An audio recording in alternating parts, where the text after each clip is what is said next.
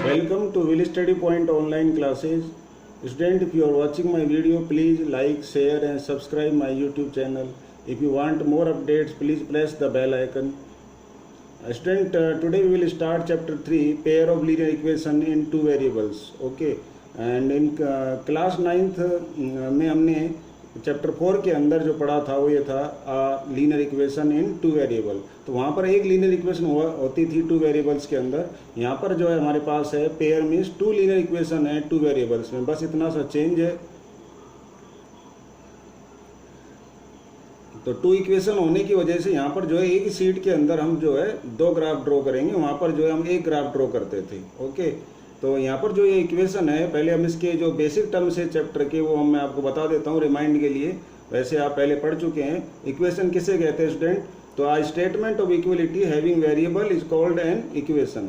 तो ऐसा स्टेटमेंट जो कि अपने अंदर जो है इक्वलिटी का साइन रखता हो और जिसके अंदर वेरिएबल भी हो उसे हम इक्वेशन कहते हैं। और यदि मेरे पास कोई इस तरह का स्टेटमेंट दिया हो जिसमें देखिए यहाँ पर इक्वल टू का साइन नहीं है लेकिन वेरिएबल है, तो ये इक्वेशन नहीं है। ऐसे स्टूडेंट यहाँ पर जो है इक्वलिटी का साइन है, यहाँ वेरिएबल नहीं है, तो ये भी इक्वेशन नहीं है। तो दोनों चीज़ों का होना जरूरी है तभी वो इक्वेशन होती है। ये मेरी पुरानी बात हुई। ये आप कुछ एग्जाम्पल देख सकते हैं, सभी में वेरिएबल भी है और इक्वलिटी का साइन भी है। तो इक्वेशन किसे कहते हैं आपको समझ आ गया है। आगे चलते हैं, लीनियर इक्वेशन किसे कहते हैं देखें। लीनियर इक्वेशन क्या है? एन इक्वेशन, जो ऊपर मेरे पास इक्वेशन है, इन विच जो highest power of literal number, literal number मतलब वेरिएबल, जो वेरिएबल होता है उसका दूसरा नाम लिटरल नंबर भी होता है, जिसमें वेरिएबल की जो हाईएस्ट पावर है 1 होती है, उससे हम क्या कहते हैं? लीनियर इक्वेशन कहते हैं। और हाईएस्ट पावर का दूसरा नाम भी है, वो है डिग्री। ठीक है, तो देखते हैं। देखिए ये मेरे पास इक्वेशन है क्योंकि इसमें इक्वल टू भी है और वेरिएबल भी। अब इसमें वेरिएबल की हाईएस्ट पावर कितनी है, यहाँ पर कुछ नहीं लिखते हैं तो 1 मानते हैं। तो यहाँ पर जो है ये मेरी जो है लीनियर इक्वेशन है, लेकिन ये लीनियर इक्वेशन 1 वेरिएबल में है, यहाँ पर 2 वेरिएबल नहीं है।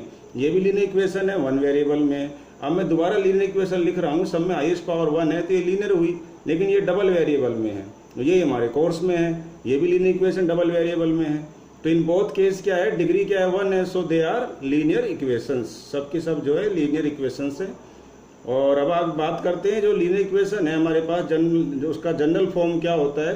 तो जनरल फॉर्म को आप एक तरह से स्टूडेंट फॉर्मूला समझ सकते हैं, पेयर ऑफ लीनियर इक्वेशन बनाने का जो है फॉर्मूला समझ सकते हैं आप। तो ये देखिए द स्टैंडर्ड जो फॉर्म होता है पेयर ऑफ लीनियर इक्वेशंस, यानी कि टू लीनियर इक्वेशंस जो होती हैं स्टैंडर्ड फॉर्म में और टू वेरिएबल्स में, उनका जो फॉर्मूला होता है या जनरल फॉर्म होता है वो ये होता है। देखिए जनरल फॉर्म क्या है, a1x plus b1y plus c1 equal to 0 और a2x प्लस b2y प्लस c2 equal to 0। Where a1 b1 c1 ये क्या आपके रियल नंबर है और ये a1 जो है not equal to 0, b1 not equal to 0। इसी तरह से आपका a2 और b2 भी 0 के इक्वल नहीं है। लेकिन जो a स्क्वायर और b स्क्वायर है, यदि मैं 1 हटा दूं, मैं केवल abc लिखता हूं, तो a और b जो है इनका स्क्वायर करने पर ऐड करेंगे तो वो भी 0 नहीं आएगा। ठीक है, जब अकेला ही 0 नहीं है तो स्क्वायर करके ऐड करके 0 तब भी नहीं आएगा। दूसरी बात, यदि ये दोनों नेगेटिव होंगे, उनका अगर आप स्क्वायर करेंगे तो भी 0 नहीं आएगा। तो इनका स्क्वायरिंग करके ऐड करेंगे तब भी 0 नहीं है, सेपरेट भी 0 नहीं है। ऐसा क्यों है? क्योंकि सेपरेट देखिए 0 हो जाते हैं तो ये फिर आपकी जो है इक्वेशन नहीं रहेगी, केवल एक नंबर रह जाएगा और ये नंबर जो है आपकी विदाउट वेरिएबल हो जाएगा। तो यहाँ पर जो ये लीनियर इक्वेशन नहीं रहेगी। ठीक है, अगर एक वेरिएबल को एक जो है कोफिशिएंट को 0 करते हैं तो भी लीनियर इक्वेशन तो रहेगी तब, लेकिन तब जो है डबल वेरिएबल में लीनियर इक्वेशन नहीं रहेगी। हमारे कोर्स में है डबल वेरिएबल में। ठीक है, इसलिए मना किया गया है ये दोनों 0 नहीं होने चाहिए, तभी ये डबल वेरिएबल में लीनियर इक्वेशन कहलाएगी। और जो थर्ड पार्ट है सी कांस्टेंट है वो 0 हो सकता है, क्योंकि तब भी इक्वेशन रहेगी डबल वेरिएबल में। जैसे मैं बोल देता हूँ 2x प्लस 3y, ठीक है, इक्वल टू 0, तो ये भी लीनियर इक्वेशन है 2 वेरिएबल में। तो अब एक्चुअल में क्या है, ये जो है एक तरह से फॉर्मूला हुआ, इसमें हम जो है a1 b1 c1 कुछ रियल नंबर डाल देते हैं। जैसे मैंने बोला √3x 5y प्लस 6, कुछ भी रियल नंबर बोल दीजिए आप, तो ये एक लीनियर इक्वेशन बन जाएगी 2 वेरिएबल में। तो इस तरह से ये फॉर्मूला हो गया, वैल्यू बदलते जाओ और नई इक्वेशन आपको मिलती जाएगी। तो इसको फॉर्मूला भी कह सकते हैं और जनरल फॉर्म भी कह सकते हैं। दीज इक्वेशंस जो है रिप्रेजेंट करती हैं स्ट्रेट लाइंस को। बिल्कुल सही है, हम पहले 9th क्लास में जो है चैप्टर 4 में पढ़ चुके हैं। इस तरह से जब हमारे पास कोई इक्वेशन आती है और उसका हम ग्राफ ड्रॉ करते हैं तो स्ट्रेट लाइन आता है ग्राफ। तो ये हम यहाँ पर भी ग्राफ स्ट्रेट लाइन आएगा। तो when we draw the graph, for example देखिए मैंने यहाँ रियल नंबर लिया है, A1√3 लिया है, B1 ये लिया है, C1 ये ले रखा है। तो इस तरह से मैं आप जो है कुछ भी नंबर अपनी इच्छा से रियल नंबर डाल सकते हैं, A1 B1 C1 A2 B2 C2 कुछ भी नंबर आप डाल सकते हैं, 0 भी डाल सकते हैं, C तो अलाउ है 0। तो इस तरह से आप जो है ये जैसे एक पेयर बना है, ऐसे आप 2 पेयर 3 पेयर 100 पेयर 1000 पेयर बना सकते हैं इसके लीनियर इक्वेशन के। ओके, तो आपको ये समझ आ गया जनरल फॉर्म क्या होता है और किस तरह से जो है पेयर बनाए जाते हैं, किस तरह से सवाल बनाए जाते हैं। अब आगे बात करते हैं इनको सोल्व कैसे किया जाता है। सबसे पहले जो है मेथड है सोल्व करने का पेयर ऑफ लीनियर इक्वेशन, वो क्या है हमारे पास ग्राफिकल मेथड है स्टूडेंट। तो ग्राफिकल मेथड में हम क्या करते हैं, हमारे पास पेयर दे रखा होता है, यानी कि 2 लीनियर इक्वेशन दे रखी होती है 2 वेरिएबल्स में। आपको क्या करना है, सबसे पहले जो है ड्रॉ करना है ग्राफ किसका, फर्स्ट इक्वेशन का, फिर सेकंड इक्वेशन का।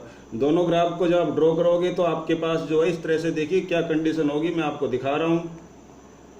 ये देखिए आपके सामने, यदि सपोज करिए मेरे पास ये इक्वेशन दी हुई है एक, तो मैं क्या करूंगा इस इक्वेशन में जो है एक वेरिएबल को वन साइड में लूंगा। जैसे सपोज करिए मैंने लेफ्ट साइड में ले लिया है और दूसरी जो वेरिएबल है और जो नंबर है वो मैं राइट साइड में ले जाऊंगा, और जो कोफिशिएंट होता है फर्स्ट एक वेरिएबल का उसको उसके नीचे डिनोमिनेटर में ले आएंगे। मल्टीप्लाई में होता है तो डिवाइड में आ जाता है।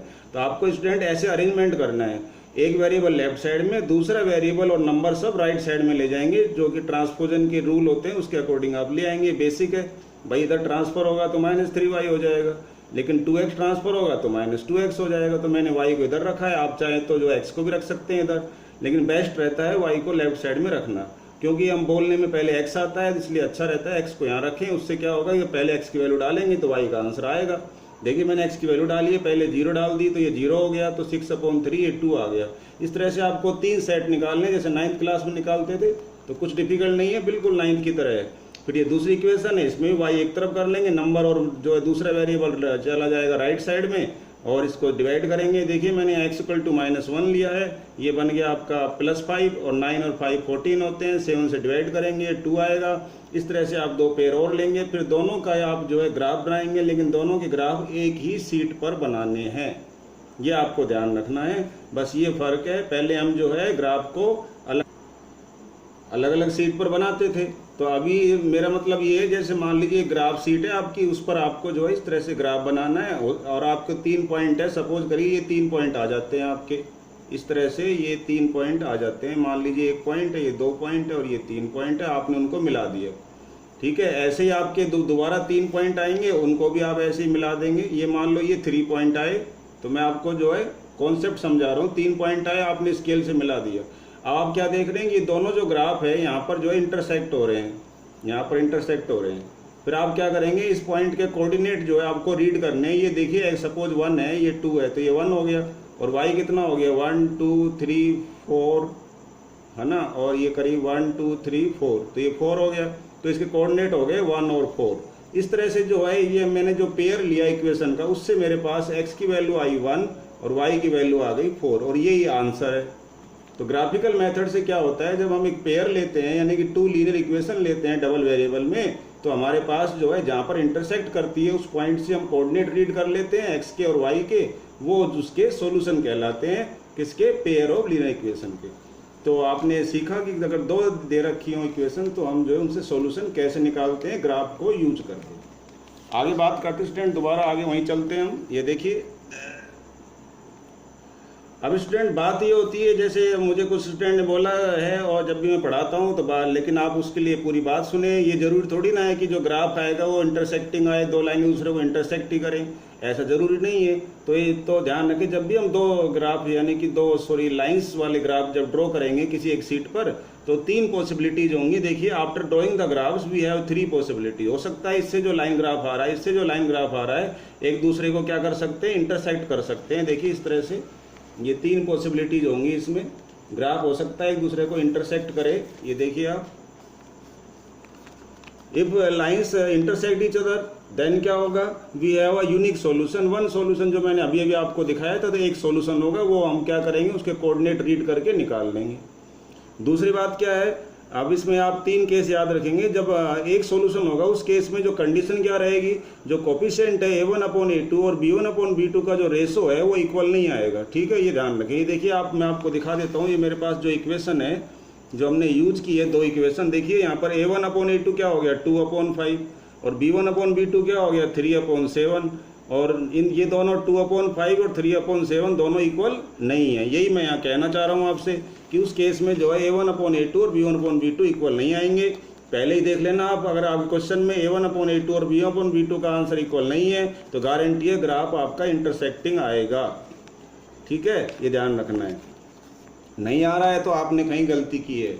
आप अपने जो पेयर है सॉल्यूशन जो निकालते हैं, इस तरह से जो पॉइंट निकालते हैं उनको चेक करिए कहीं आपने गलत तो नहीं निकाल लिए हैं। ठीक है, दूसरी बात, ग्राफ स्ट्रेट लाइन आना चाहिए। स्ट्रेट लाइन नहीं आता है तो भी आपने कहीं मिस्टेक की है। इस तरह से आप एग्जाम में बिना आंसर शीट के पता लगा सकते हैं कि गलत है या सही है।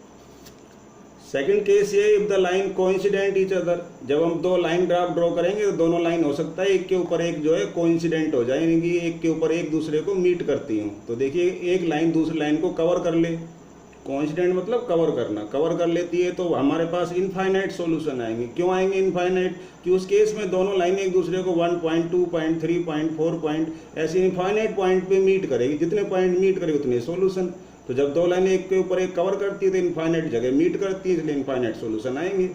ठीक है, और उस केस में कंडीशन क्या रहेगी कोफिशिएंट के बारे में? कोफिशिएंट कहलाते हैं स्टूडेंट A1/A2 और B1/B2 और C1/C2 तीनों का जो रेशो है उस केस में इक्वल भी रहेगा। यदि आपके पास कोई इक्वेशन है 2 जिनमें जो इनका रेशो इक्वल है, जैसे ऊपर है 3x नीचे है 6x, ऊपर है 4x नीचे 8x, ऊपर है 5x नीचे 10x, इस तरह से 1/2 आ रहा है, रेशो इक्वल आ रहा है, तो ऐसी 2 इक्वेशंस का ग्राफ जो है एक दूसरे को कवर करता है। ठीक है, यानी रेशो इक्वल आए तो। और उस केस में हम मानते हैं जो सिस्टम है यानी कि जो पेयर है इक्वेशन का वो कैसा है, कंसिस्टेंट है और डिपेंडेंट है, ये भी मानते हैं। ध्यान रखें, नेचर ऑफ ग्राफ तो ये रहेगा और ये उसकी कंडीशन रहेगी। आगे जो है केस थर्ड और एक स्टूडेंट जो हम आपको बता रहे हैं, देखिए if lines are parallel to each other. यदि लाइन एक दूसरे के पैरेलल आ जाएं, जब हम 2 लाइन ग्राफ ड्रॉ करें तो ऐसा ग्राफ भी आ सकता है, एक दूसरे को ना तो इंटरसेक्ट करें ना मैनी पॉइंट पर मीट करें, एक दूसरे से इक्वल डिस्टेंस पर है, इक्वल गैप पर है। ये गैप यहाँ पे सब जगह सेम रहेगा तो लाइंस क्या होंगी, पैरेलल होंगी। तो पैरेलल भी आ सकती है। पैरेलल आने का मतलब जो है देयर इज नो सॉल्यूशन, यानी वो एक दूसरे को मीट ही नहीं कर रही है। क्योंकि सॉल्यूशन जब आएगा जब मीट करेंगी, तो सॉल्यूशन डज नॉट एग्जिस्ट, ये ध्यान रखें। उस केस में कंडीशन क्या होगी, शुरू के जो रेशो हैं वो इक्वल रहेंगे, लास्ट का रेशो इक्वल नहीं रहेगा। ध्यान रखें, कांस्टेंट का जो होता है। और सिस्टम ऑफ जो पेयर है वो क्या कहलाएगा, इनकंसिस्टेंट कहलाएगा। क्यों कहलाएगा इनकंसिस्टेंट? क्योंकि ये मीट नहीं कर रही। ध्यान रखिए, कंसिस्टेंट जब बोलते हैं जब मीट करते हैं। देखिए यहाँ मीट कर रही है तो भी कंसिस्टेंट बोला मैंने, और यहाँ भी मीट कर रही है तो मैंने यहाँ भी कंसिस्टेंट लिखा है। ठीक है, ये ध्यान रखें। तो मीट करे तो कंसिस्टेंट और नहीं मीट करे तो इनकंसिस्टेंट। ठीक है, ये ध्यान रखना है। तो ये जो है ग्राफिकल मेथड था, उसकी कंडीशंस थी। अब हम एक्सरसाइज 3.1 देखेंगे।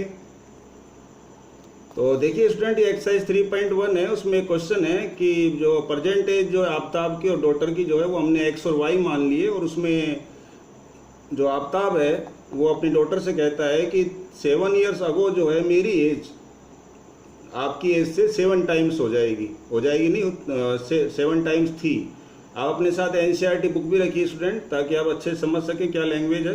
तो उसने बोला कि 7 ईयर्स अगो यानी पास्ट में मेरी एज तुमसे 7 टाइम्स थी। तो ये मैंने प्रेजेंट से स्टार्ट किया है। हमेशा एज वाले क्वेश्चन प्रेजेंट से शुरू करते हैं। तो प्रेजेंट एज x है, ये प्रेजेंट एज y है, और 7 ईयर्स अगो मतलब पास्ट में जाएंगे। तो पास्ट में नेचुरल बात है कि जो फादर है वो 7 ईयर छोटा था और डॉटर भी 7 ईयर छोटा थी। तो पहले सबसे आपको क्या करना है, एज में 7 माइनस करना है, जो कई स्टूडेंट भूल जाते हैं। उसके बाद अकॉर्डिंग टू क्वेश्चन लिखा है कि पास्ट में जो एज है फादर की और जो डॉटर की है, इन दोनों एज में क्या रिलेशन था। फादर जो है इस डॉटर की एज का 7 टाइम्स था, तो father equal to 7 times this daughter. तो ये father equal to 7 time daughter according to question. बस आगे बहुत आसान है, आप 7 से मल्टीप्लाई करेंगे, ये इक्वेशन आएगी स्टूडेंट। उसके बाद आपको क्या करना है, इसको जो है बेसिक चीज़ें हैं ट्रांसफर करना है और सोल्व करना है। वही जैसे मैंने बताया, y लिखेंगे वन साइड में, बाकी x और नंबर अदर साइड में ले लेंगे, और आपको 3 सेट बनाने हैं। x इक्वल टू 0 डालेंगे, y इक्वल टू इस तरह से 3 सेट बनाने हैं। और दूसरी कंडीशन से आप दूसरी इक्वेशन लाएंगे। दूसरी कंडीशन में उन्होंने बोला है कि 3 years आफ्टर, 3 साल बाद आफ्ताब ये कह रहे हैं कि मेरी एज जो है तुमसे 3 times हो जाएगी। तो ये आफ्ताब की एज पहले तो क्या होगी x+3, डॉटर की y+3, 3 साल बाद दोनों इतने इतने साल के होंगे। और फिर जो इनकी एज में जो रूल है, जो कंडीशन है वो ये है कि फादर जो है 3 times है किसका, डॉटर का। तो हमने लिख दिया है, 3 से मल्टीप्लाई किया है, तो सोल्व करने पर हमारे पास आ रहा है ये y = 6 - x/3। अब x = आप 0 डालेंगे तो देखिए y = -2 आएगा। ठीक है, तो इस तरह से आपके पास 3 पेयर इसके भी आएंगे। फिर ये आपको 9th क्लास की तरह जो है इस पहली इक्वेशन के लिए, चाहे इसको पहली मान लीजिए, इस पहली इक्वेशन के लिए ग्राफ ड्रॉ करेंगे, फिर दूसरी के लिए करेंगे। तो देखिए मैंने इस इक्वेशन के लिए ग्राफ ड्रॉ किया। ये देखिए मैंने जो है एक XY प्लेन ले लिया है, ये x एक्सिस है आपकी, ये y एक्सिस है, और मैंने इसमें ये ग्राफ ड्रॉ किया है। पहले इसका ग्राफ देखते हैं। देखो x = 0 है और y = -2 है, तो x = 0 और y = -2 ये पॉइंट है। ठीक है, ये देखिए ये पॉइंट है, इसका मैं पहले ग्राफ ड्रॉ कर रहा हूँ। x = 0 है और y = कितना है, -2 है, तो y में -2 चलेंगे, ये हो गया। x = 3 है, 3 पे क्या है, ये -1 लिखा हुआ है, तो देखिए -1 के सामने ये मैंने पॉइंट लिया। x = 6 है, y = 0 है, तो ये हम जो है ऊपर नीचे नहीं जाएंगे, यही मेरा पॉइंट रहेगा। ठीक है, अब मैंने इन तीनों पॉइंट को मिला दिया, तो मैं क्या देख रहा हूँ, स्ट्रेट लाइन आ रही है, इसका मतलब मैंने ये तीनों पॉइंट सही निकाले हैं। ऐसे ही आप जो ऊपर वाले ग्राफ ड्रॉ करेंगे तो वो कुछ इस तरह से आएगा। और आप ये स्टूडेंट घबराए नहीं कि सोच रहे हैं कि भाई ये लाइन इंटरसेक्ट नहीं कर रही है। देखिए आप गौर से देखिए, ये गैप ज़्यादा है, ये गैप थोड़ा सा कम है, आगे जाके स्कोर प्रोड्यूस करेंगे तो लाइन इंटरसेक्ट करेगी। ये मेरे छोटा सा जो एरिया था उसमें मैंने बनाया है, इसलिए ऐसा आ रहा है ग्राफ, अदरवाइज ये ग्राफ आगे जा करके इंटरसेक्ट करेगा। ठीक है, और क्यों करेगा, मुझे कैसे मालूम है करेगा, क्योंकि मैंने अभी आपको रूल बताया था कि इनके जो कोफिशिएंट का जो रेशो है वो इक्वल नहीं आ रहा है। देख सकते हैं आप, देखिए यहाँ पर जो है मेरे पास इक्वेशन है x - 7y 42 है और यहाँ x - 3y = 6 है, तो दोनों का रेशो सेम नहीं है। देखिए आप देख सकते हैं, यहाँ पर तो 1/1 आएगा, यहाँ 7/3 आएगा, तो इक्वल नहीं है, इसलिए इंटरसेक्टिंग आएगा ग्राफ। आगे चलते हैं। क्वेश्चन नंबर जो 3 है उसके बारे में मैंने स्टूडेंट लिखा है, क्वेश्चन नंबर 2 की तरह आपको करना है। क्वेश्चन 2 कैसे होगा वो मैंने यहाँ कर दिया है। देखिए आप, let cost of a bat = x, वहाँ दिया हुआ है एक बैट और एक बॉल है, उसकी कॉस्ट नहीं दी हुई, हमने x और y मान लिए। अब उसने बोला है कि 3 जो है बैट परचेज किए और 6 बॉल थी, तो हमने 3 बैट के लिए 3x लिख दिया, 6 बॉल के लिए 6y लिख दिया according to question. Total amount कितना खर्च हुआ है, 3900, तो अकॉर्डिंग टू क्वेश्चन ये इक्वेशन 1 हो गई। और जब जो है 1 बैट लिया जाता है और 2 बॉल ली जाती है तो इतना पैसा खर्च होता है। ठीक है, अब आप स्टूडेंट इसमें देख रहे हैं रेशो जो आ रहा है, देखिए 6/2 3 आएगा, 3/1 3 आएगा, यहाँ भी 3 आएगा, तो तीनों रेशो क्या आ रहे हैं, इक्वल आ रहे हैं। अब गारंटी है ग्राफ कैसा आएगा, कोइंसिडेंट आएगा, यानी कि लाइन जो है इनफाइनेट, सॉल्यूशंस इनफाइनेट आएंगे, लाइंस एक दूसरे को कवर करेंगी। और इसका ग्राफ आप ड्रॉ करेंगे, सिर्फ कैसे ड्रॉ करेंगे, पहले वही 3 पेयर इससे निकालेंगे, 3 इससे निकालेंगे, सेम पेयर आएंगे तो सेम आएंगे, तो आप जो एक के ऊपर एक लाइन ड्रॉ कर लेंगे। तो this was all about exercise 3.1। अब हम 3.2 के बारे में नेक्स्ट जो है पार्ट में डिस्कस करेंगे। आज के लिए इतना ही। आपको वीडियो कैसा लग रहा है प्लीज़ कमेंट ज़रूर करिए, और जैसा भी आपको लगता है बताइए, और अपनी कोई क्वेरीज है वो लिखिए, मैं आपको ट्राई करूँगा आंसर देने की। थैंक यू, आज के लिए इतना ही।